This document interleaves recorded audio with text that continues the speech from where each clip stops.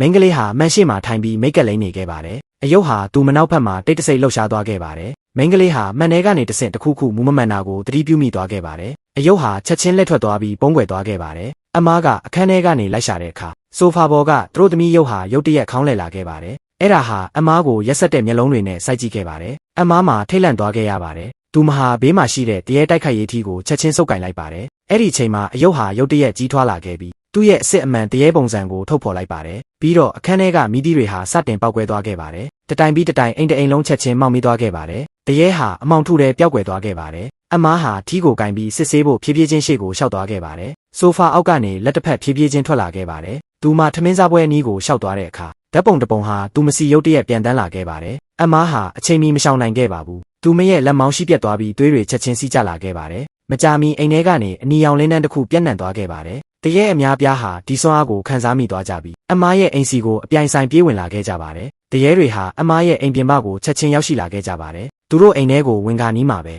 အမျိုးသားတစ်ယောက်ကတကားဝကိုပိတ်ရက်လိုက်ပါတယ်။သူဟာပုံပြင်ထဲကမြောက်ဖွရင်စုံဝူကုန်းဖြစ်ပါတယ်။ဝူခုံးဟာစကားတခွန်းမှမပြောပဲအိမ်ပြင်ပကတရေတွေကိုချက်ချင်းစတင်တိုက်ခိုက်ခဲ့ပါတယ်။အိမ်ထဲမှာတော့အမားဟာတကားကိုမိထားပြီးအယုတ်တရေရဲ့တိုက်ခိုက်မှုတွေကိုရှောင်ရှားဖို့ကြိုးစားနေခဲ့ပါတယ်။ရုတ်တရက်ပြင်ပတစ်ခုလုံးတိတ်ဆိတ်သွားခဲ့ပါတယ်။သူမဟာတရေတိုက်ခိုက်ရေးထီးကိုကင်ပြီးတကားဖွင့်ဖို့ပြင်ဆင်လိုက်ပါတယ်။အဲ့ဒီအချိန်မှာဝူခုံးဟာအယုတ်တရေကိုအနိုင်ယူပြီးသွားတာကိုသူမှမြင်တွေ့လိုက်ရပါတယ်။ဝူခုံးဟာဖြည်းဖြည်းချင်းလှည့်ကြည့်လိုက်တဲ့အခါအမားကိုမြင်တာနဲ့ချက်ချင်းမှတ်မိသွားခဲ့ပါတယ်။ဒီမိန်းကလေးဟာလွန်ခဲ့တဲ့နှစ်တွေကသူ့ကိုလွတ်ပေးခဲ့တဲ့မိန်းကလေးငယ်လေးဖြစ်ပါတယ်။အမားကလည်းဝူခုံးကိုမှတ်မိသွားခဲ့ပါတယ်။သူဟာသူမအနှစ်လရှာဖွေနေခဲ့တဲ့တာမွေးကုတ်အင်ဂျီဝတ်ထားတဲ့မြောက်မိတ်စာဖြစ်ပါတယ်။အမားကဝူခုံးဟာသူမကိုကာကွယ်ဖို့လာတာလို့ထင်ခဲ့ပါတယ်။ဒါပေမဲ့နောက်တစ်စက္ကန့်မှာပဲဝူခုံးကသူမကိုနီးနီးကပ်ကပ်ဆွဲယူလိုက်ပါတယ်။သူမရဲ့ခန္ဓာကိုယ်ပေါ်မှာထန်းဆန်းဆောင်ရဲ့အမှတ်အသားကိုသူမြင်တွေ့လိုက်ရပါတယ်။အဲ့ဒီတော့မှအမားဟာထန်းဆန်းဆောင်ရဲ့အစ်စ်တဖန်မွေးဖွားခြင်းဆိုတာကိုသူသဘောပေါက်သွားခဲ့ပါတယ်။ယူကုန်းဟာအမားကိုစားကျင်ခဲ့ပါတယ်။ဒါပေမဲ့သူတို့ရဲ့စာချုပ်ဟောင်းကြောင့်သူကသူမကိုထိခိုက်အောင်မလုပ်နိုင်ခဲ့ပါဘူး။ယူကုန်းဟာအမားရဲ့ဒဏ်ရာကိုကုသပေးခဲ့ပါတယ်။ပြီးတော့သူမကိုနောက်တစ်ကြိမ်တွေးမထွက်ရဘူးလို့တတိပေးခဲ့ပါတယ်။ဘာလို့လဲဆိုတော့သူမရဲ့ခန္ဓာကိုယ်ဟာမိစ္ဆာတိုင်းအတွက်အလွန်တန်ဖိုးရှိတဲ့ယတနာတစ်ခုဖြစ်နေလို့ပါ။အကယ်၍မိစ္ဆာတကောင်ကသူမကိုဖမ်းမိရင်သူမဟာချက်ချင်းစားသုံးခံရနိုင်ပါတယ်။အဲ့ဒီနောက်မှာတော့ယူကုန်းဟာသူမကိုဂယူးဆက်ချင်အောင်ဆောင်ပြန်ပါတယ်။သူကနောက်မှာသူမနောက်ကိုတရေတွေအများကြီးလိုက်လာတော့မှမို့သူမကိုကာကွယ်ဖို့အတွက်အမားကိုသူနဲ့အကာအကွယ်စာချုပ်တစ်ခုထပ်မံချုပ်ဆိုစေချင်ခဲ့ပါတယ်။သူမကိုသူတို့ရဲ့စာချုပ်ဟောင်းကိုအရင်ပဲဖြတ်ပေးဖို့လည်းတောင်းဆိုခဲ့ပါတယ်။ဒါကိုကြားပြီးတဲ့နောက်အမားဟာတွန့်ဆုတ်သွားခဲ့ပါတယ်။သူမကလက်ကိုဆန့်ထုတ်လိုက်ပေမဲ့ရုတ်တရက်ရပ်တန့်လိုက်ပါတယ်။ယူကုန်းကဇက်ရှုပ်တဲ့ပုံစံနဲ့သူမဘာလို့စိတ်ပြောင်းသွားရတာလဲလို့မေးခဲ့ပါတယ်။ငါက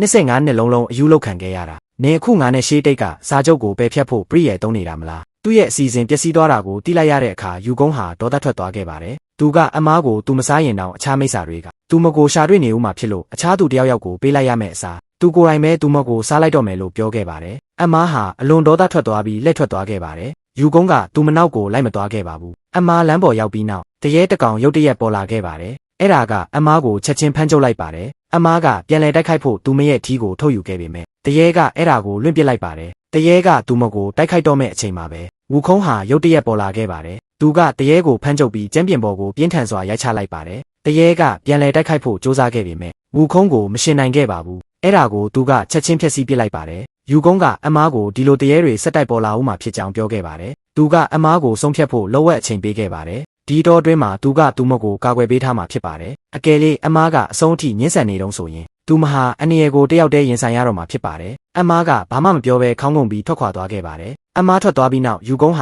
ကျမ်းပြင်ပေါ်ကသူမရဲ့အဝါရောင်ထီးလေးကိုတွေ့ရှိသွားခဲ့ပါတယ်။အိမ်ပြန်ရောက်တဲ့အခါထီးကိုစတင်ပြင်ဆင်ခဲ့ပါတယ်။နွားဘလူးဘရင်ကဝူခုံးကိုလွန်ခဲ့တဲ့နှစ်တွေကအမားသူ့ကိုလွတ်ပေးခဲ့တာကြောင့်သူမဟာထန်းဆန်းဆောင်ရဲ့အတစ်တဖန်မွေးဖွားခြင်းကံကြမ္မာနဲ့ဆက်နွယ်သွားခဲ့တာလို့ပြောပြခဲ့ပါတယ်။ဒါကိုကြားပြီးနောက်ဝူခုံးမှာအံ့အားသင့်သွားခဲ့ရပါတယ်။နွားဘလူးဘရင်ကသူ့ကိုမေးခဲ့ပါတယ်။သူအမားကိုမတက်ပဲညှင်းဆန်နေတာဟာသူမပေါ်ပြစ်ရှိတယ်လို့ခံစားနေရလို့လားဆိုပြီးတော့ပေါ့။ယူကုန်းကဘာမှပြန်မဖြေခဲ့ပါဘူး။နောက်ပိုင်းမှာအမားထိကျန်ရစ်ခဲ့တဲ့နေရာစီသူသွားခဲ့ပါတယ်။အမားဟာလမ်းဘေးမှာအဲ့ဒါကိုလိုက်ရှာနေခဲ့ပါတယ်။ယူကုန်းကထီးကိုဖွင့်လိုက်ပါတယ်။ပြီးတော့အဲ့ဒါကိုလေထဲမြောက်လိုက်ပြီးသူ့ရဲ့မော်ဂျစ်စွမ်းအားကိုအသုံးပြုကာထီးကိုအမားရဲ့ဘေးနားမှာကောင်းမွန်စွာဆင်းသက်စေခဲ့ပါတယ်။အမားဟာအတန်ကိုကြားလိုက်ရပြီးထီးကိုဝမ်းသာအားရကောက်ယူလိုက်ပါတယ်။ယူကုန်းဟာအဝေးကနေရက်ကြည့်ရင်အမားပထမဆုံးအကြိမ်ပြုံးနေတာကိုမြင်လိုက်ရပါတယ်။သူ့ရဲ့ရင်ထဲမှာထူးဆန်းတဲ့ခံစားချက်တစ်ခုကိုခံစားလိုက်ရပါတော့တယ်